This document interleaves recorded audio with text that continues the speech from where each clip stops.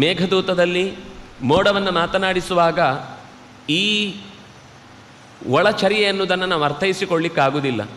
ಆದರೆ ವಾಲ್ಮೀಕಿಗಳ ಮಾತಿನಲ್ಲಿ ಪ್ರತಿಯೊಂದು ಕೂಡ ಜಡವಾದ ಒಂದು ಪದಾರ್ಥ ಬರೀ ಜಡವಾಗಿ ಉಳಿಯುವುದು ಎಲ್ಲೂ ಇಲ್ಲ. ಜಡ ಪದಾರ್ಥ ಇದ್ದರೂ ಕೂಡ ಅದು ಬರೀ ಜಡವಾಗಿ ಯಾವತ್ತೂ ಉಳಿಯುವುದಿಲ್ಲ. ಜಡದ ಜೊತೆಗೊಂದು ತನ್ನ ಕಾರ್ಯವನ್ನು ಲೋಕದಲ್ಲಿ ನಡೆಸುವುದಕ್ಕಾಗಿ ಚೇತನದ ಸಹಕಾರವನ್ನು ಪಡೆದಿರುತ್ತೆ. ಬೆಟ್ಟದ ದೇವತೆಗಳು, ನದಿಯ ದೇವತೆಗಳು, ಮರಗಳ ದೇವತೆಗಳು, ಅಂದರೆ ಬಗೆ ಬಗೆಯ ಎಲ್ಲ ದೇವತೆಗಳನ್ನು ಕೂಗಿ ಕರೆದು ಶಂಸ ರಾಮನಿಗೆ ಹೇಳಿ ಅಂತ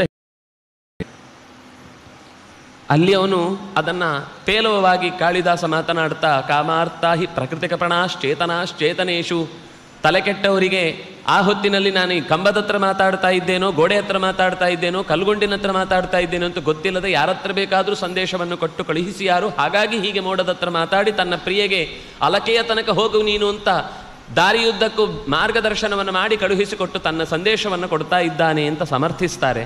ಕಾವ್ಯದ ದೃಷ್ಟಿಯಿಂದ ಸರಿ ಹೋಗುವುದಾದರೂ ಈ ದುಃಖದಲ್ಲಿದ್ದಾಗ ಅತ್ಯಂತ ಹೆಜ್ಜೆ ತಪ್ಪಿದ ಮಾತುಗಳು ಬರುತ್ತೆ ಎನ್ನುವುದನ್ನು ಅಲ್ಲಗಳೆಯುವುದು ಸಾಧ್ಯ ಇಲ್ಲ. ಆದರೆ ಇಲ್ಲಿ ಸೀತೆ ತನ್ನನ್ನು ರಕ್ಷಿಸುವಂತ ರಾಮನಿಗೆ ಹೇಳಿ ಕಳುಹಿಸಿದ ಎಲ್ಲ ವಸ್ತುಗಳು ನಮಗೆ ಜಡವಾಗಿ ಕಂಡರೂ ಋಷಿಗಳಿಗೆ ಅದು ಯಾವತ್ತೂ ಜಡವಾಗಿ ಕಾಣುವುದಿಲ್ಲ. ಸೀತೆಗಂತೂ ಕಾಣುವುದು ಸಾಧ್ಯವೇ ಇಲ್ಲ, ಪ್ರಕೃತಿ ಮಾನಿನಿಯಾಗಿ ಸಹಜ.